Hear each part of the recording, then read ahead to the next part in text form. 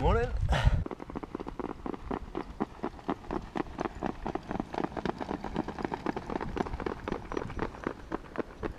Today is D-Day day.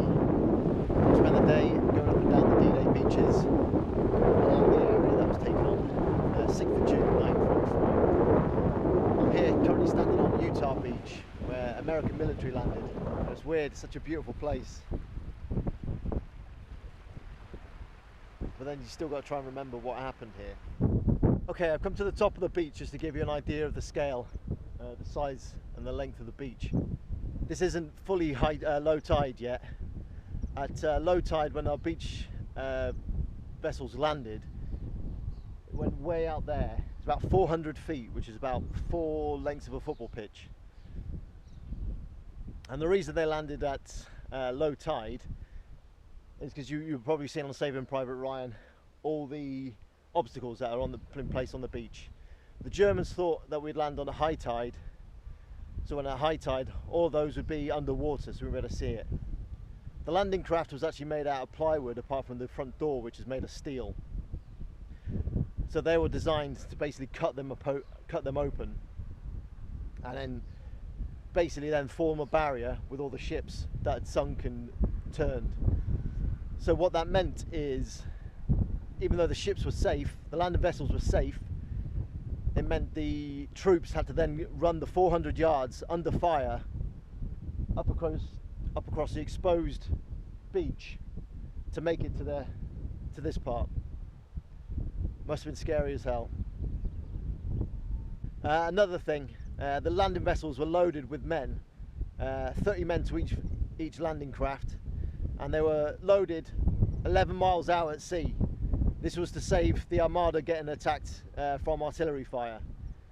What this also meant was that these men, 30 men in a little boat, would be in their boat for 3.5 hours before they get to the beach. 3.5 hours of 5-foot waves at 5 in the morning, 6 in the morning when they landed. And then they had to run 400 yards under fire. Unbelievable.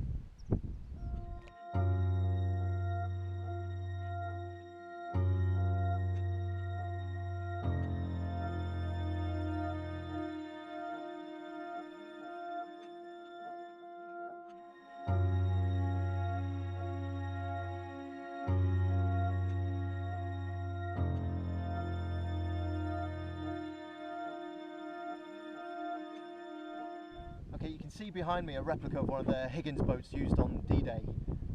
There's about 30 men to each craft. This one's made out of steel to improve its longevity. They used to be made out of plywood, apart from the steel front door. And these are the things that you saw on Saving Private Ryan. This is called a Czech hedgehog, named so because it was made in Czech Republic, and it looks like a hedgehog, I guess. These were placed under the water, and then hoping the boats would go over the top of them and split the bottom open. This is actually an original taken straight off of Utah Beach itself. Right, I'm now going to go check out the museum behind me.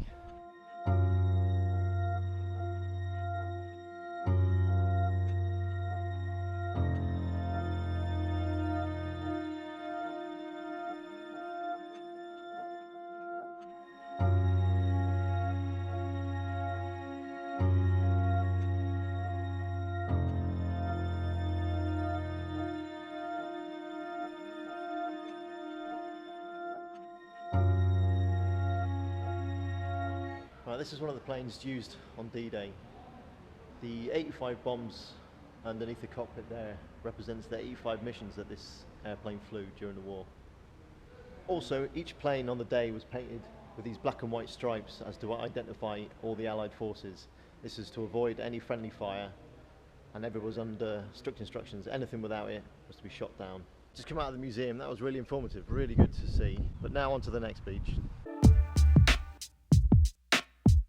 Okay, I'm now in Point du Hoc, which is a large cliff area just up the road from Omaha Beach.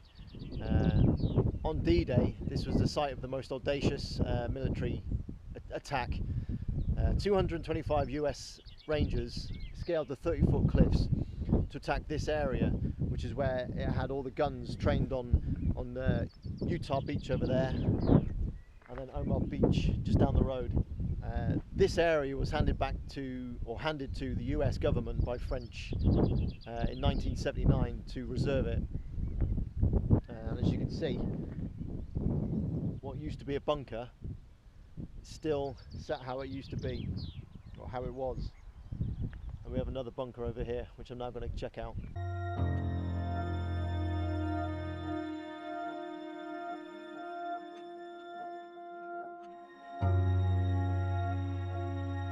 Just banged my head. This place is still taking casualties. As you can see, the place is still littered with shell holes and the damaged remains of what used to be here.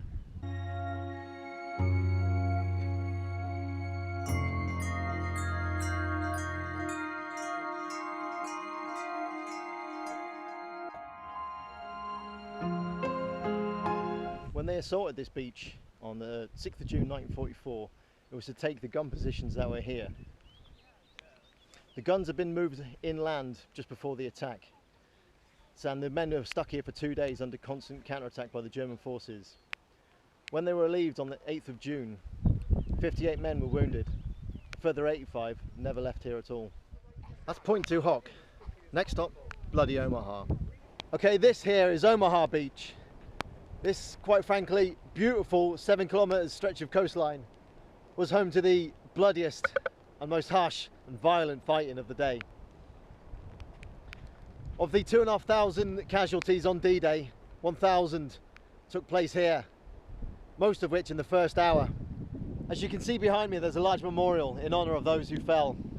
It's very hard to imagine now what it looked like 72 years ago, storming onto this beach. But this beautiful setting became known as Bloody Omaha to many who lived here.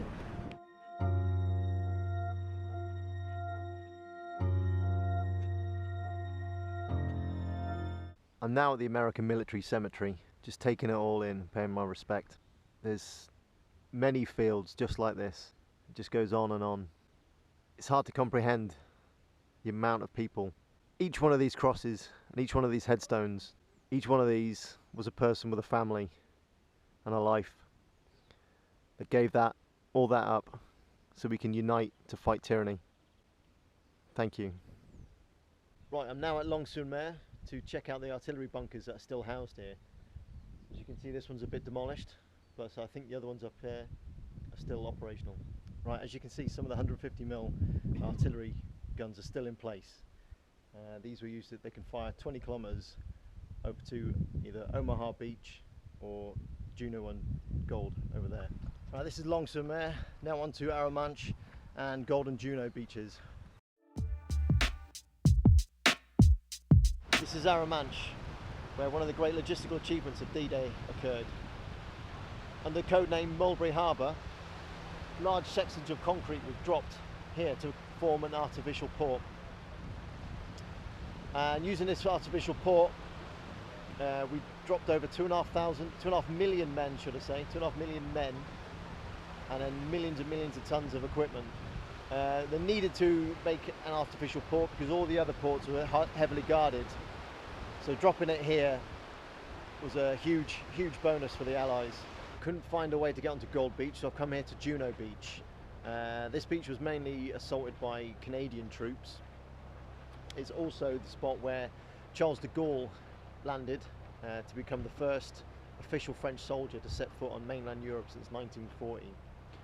This is also the place that Winston Churchill came across on. He came here on June 12th, and also King George VI on the 16th of June.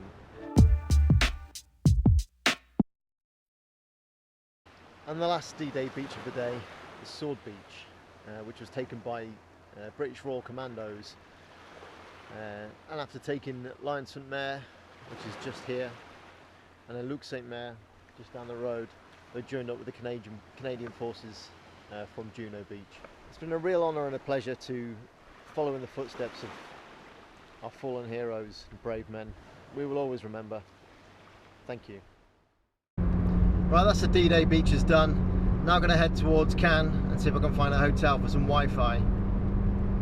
Oh, and a bed and shower and all the other essentials. Right, I'm now in Cannes. found a hotel.